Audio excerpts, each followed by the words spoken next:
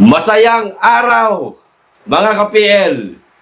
Umani ng samot-saring komento, panunuya at may halong paninisi na rin, mga ka-PL, sa kasalukuyang administrasyon ang nangyaring kamuntikan na pong madapa. Ha? Si Unang Ginang. Siyempre, ang unang mangyayari bago madapa ang isang tao, tapilok muna. O eto, natapilok po ang Unang Ginang, mga ka-PL, at siguro, sa palagay ko lang, 2 tagay lang po ng bote ng alak, at natapilok siya, siguradong tumba ito. O eto po, ang video, mga kababayan, at ang komento ng ating mga kababayan. Panoorin po natin itong video at pagkatapos, tsaka po natin basahin ang samot-saring komento, panunuya ng ating mga kababayan na mahilig pong mang-asar dito po sa Unang Ginang. O ito na, panoorin na po natin.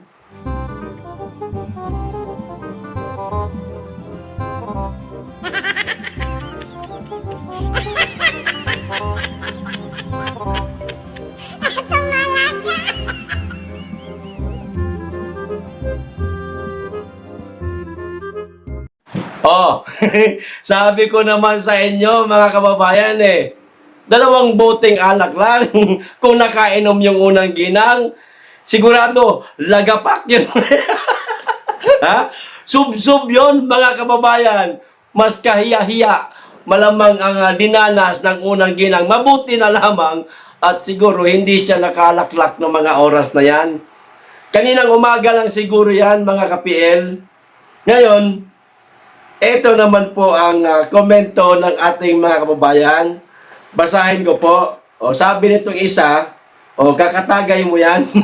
Sabi ko sa inyo pati kalsada pagod na sa kakasira kahit ayos pa. Di ba? Mga nakikita natin, mga kalsadang ayos, sinisira, tapos itong sira, ayaw ipaayos. Ito pa isa. Sugod ng gaba. Ayan. Sugod na daw ang gaba, ibig sabihin, nagsisimula na daw ang karma, mga kababayan. Ito pa. Deserve. Sayang, hindi natumba. This incident reflects of your weak leadership. Ayan, nadamay na ang leadership ni The Junior, mga kababayan. Ito pa isa, Ipaayos nyo kasi mga kalsada sa buong Pilipinas. Example yan, nangyari sa'yo, madam. Ayan. Bakit kasi ayaw ayusin yung sirang kalsada? Tapos yung maayos na kalsada, ang siya namang sinisira para ayusin daw. Yan ang uso ngayon.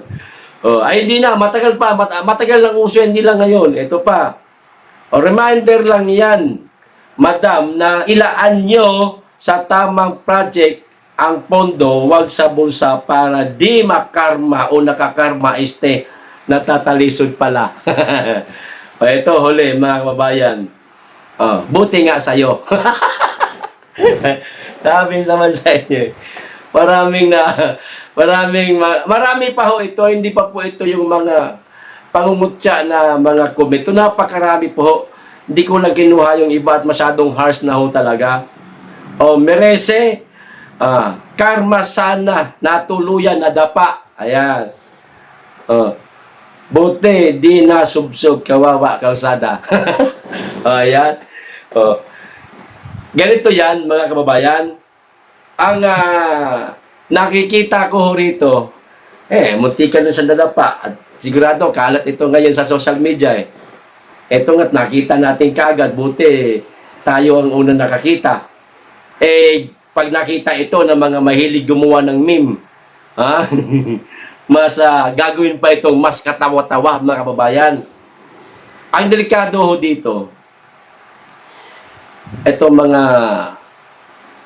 bodyguards niya. Bodyguard nila ng dalawa. Siyempre, magkasama yan sa Unang Ginang at saka sa presidente. Merong mauuna yan habang naglalakad sila. May mauuna, titingin sa kalsada kung merong bang butas, Katulad yan, may sira, may lubak. At sasabihin, bago pa dumating yung unang ginang, Madam F. Elisa, ayan, meron pong lubak, ingat ho kayo. Kaso, mukhang nauna pa yata. Nakita niyo po, napansin niyo po yung sa babae, balikan niyo po yung video.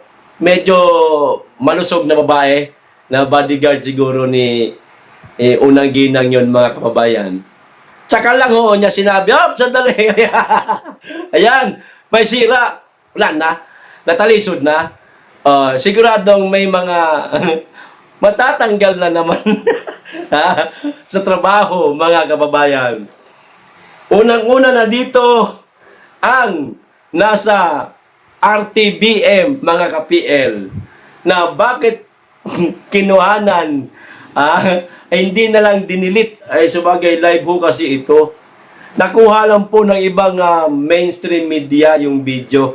Kinuha yung clip na yun. Ayan. At ito na. Lumaganap na sa buong Pilipinas na natalisod siya. Ayan. Sigurado tayo dyan. Naku, marami namang matatanggal sa trabaho. Napahiya ako eh. Doon nga lang sa nang agaw siya ng baso ni Chis Escudero, nakuhanan din yun eh. Di umano, meron daw natanggal sa trabaho nun. Hindi lang daw isa, kundi dalawa. Ayan. Ito pa kaya, hiyang-hiya siya sa nangyari sa kanya. Mga kababayan, matapilok, kamutikan madapa. Yung tatanga-tanga niya naman na husband, hindi man lang siya inalalayan, bugbog na naman ito mamaya. Mga kababayan, sigurado yan. Pag uwi ng Palasyo Malacanang, walang yakabongit. Pinabayaan mo ako, hindi mo ko inalalayan. Isa pa yung bodyguard ko, tanggalin sa pwesto yan. Tanggalin sa trabaho. Ikaw, bongit, halika dito. Buntal na naman ang abutin niya. Black eye na naman ito bukas. Meron na naman isusugod sa St. Luke's. Mga kababayan, kapag nasobrahan ng bugbog. Buti nga, ganoon lamang po ng mga komento ang kinuha natin, yung hindi yung masyadong harsh. Napakarami pong panunuya na komento, mga ka-PL. May mura pa nga iba eh. Nadamay na pati mga anak niya. Natalisod lang siya. Damay na pati si Imelda. Maging yung kanilang 203 billion estate tax. Damay rin po, mga ka-PL. Sabi nung isang nag-comment na, isuli nyo kasi yung bayaran nyo kasi yung estate tax ninyo na 203 billion nang mapaayos yung mga kalsada sa buong Pilipinas nang hindi natatapilok yung maganda mong asawa. Ayan. Ano masasabi nyo? Karagdagan sa mga komentong binasa ho natin, mga ka-PL. Paki-comment lang po. At dadako lang tayo dito sa isa pa nating pag-uusapan. Itong Chokes to Go, mga kababayan, na ginamit kaagad yung litrato ni Pastor Apollo Kibuloy. Ayan At may nakalagay pang caption, ang sabi, kapag world class ang RAPSA, mapapasuko ka talaga sa Chokes to Go na. Ayan, nakalagay pa ang kanilang website, mga kababayan. Ngayon nakita ni Attorney Mark Tolentino, yung madalas po natin mapanood sa SMNI, may programa din kasi ito. Ang sabi niya, boycott natin ang Chokes to Go. This is an irresponsible and unethical advertisement and considered as a cybercrime. Nako, delikado ito. Chokes to Go apologize or face a suit. Kinakailangan humingi ng Chokes to Go, mga kababayan, ng public apology. Lalong-lalo na kay Pastor Apollo Kibuloy. At kung hindi, mahaharap po sila sa demanda. At tutuluyan po sila ni Attorney Mark Tolentino. Nako. Okay? Hanggang dito lang. Maraming salamat. Mag-ingat kayo lagi at higit sa lahat, mahalin natin ang Pilipinas. Be blessed.